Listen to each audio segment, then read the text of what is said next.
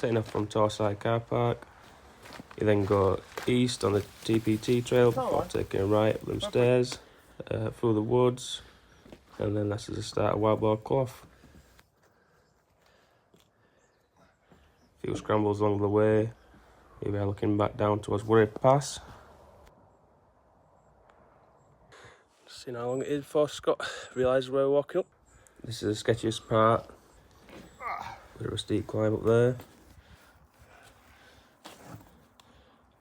Go on, lad.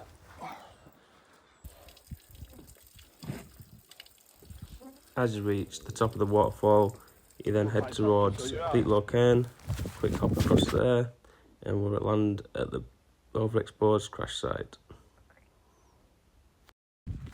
Finish off at the memorial, 1948.